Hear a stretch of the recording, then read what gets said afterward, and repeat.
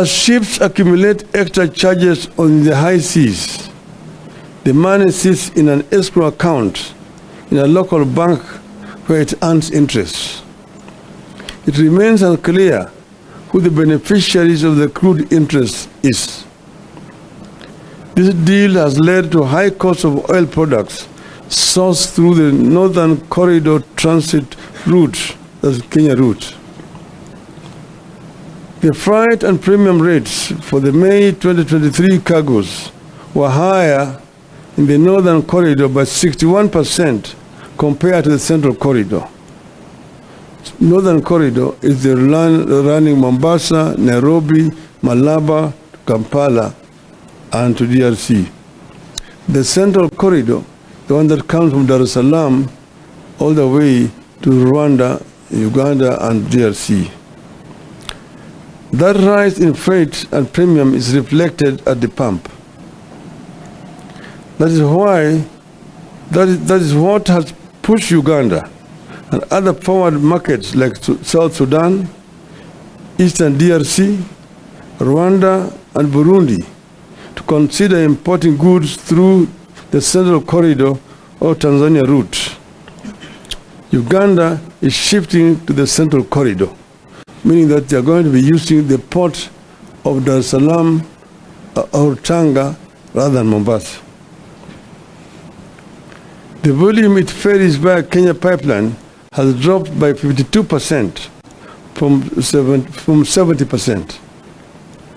So other than making petroleum products ever more costly, the deal is going to kill the Kenya pipeline company as soon as this year. You need to know that it is the Ugandan market that earns the Kenya pipeline company foreign exchange. The transit volumes account for 51% of Kenya pipeline company's revenue, which stands at an average of 2.6 billion shillings per month. When the company loses in the volume transported, it results in higher tariffs, which is transferred to the local consumer in terms of higher cost of petroleum products. A 10% reduction in the transit volumes would result in a 5% increase in tariffs, which is reflected at the pumps in terms of cost of fuel.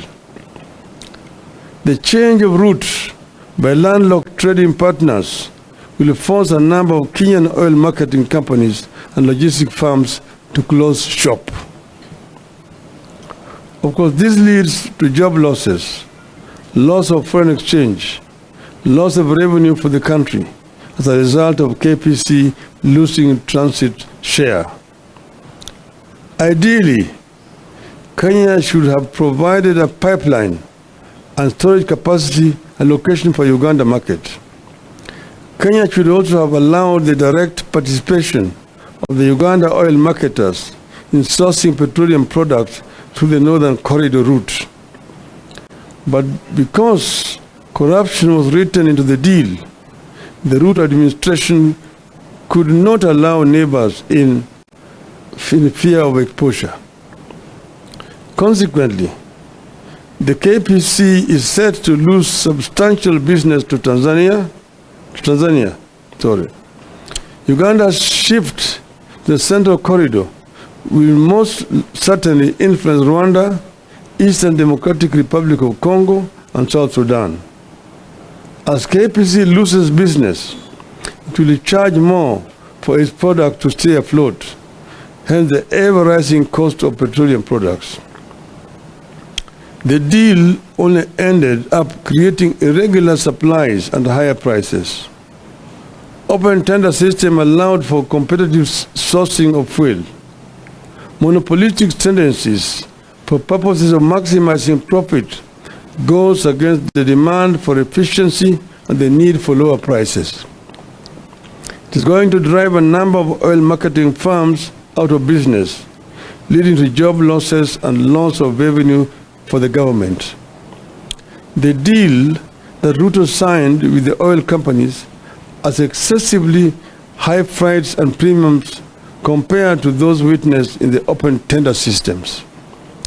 They are as high as an additional $50 per metric ton.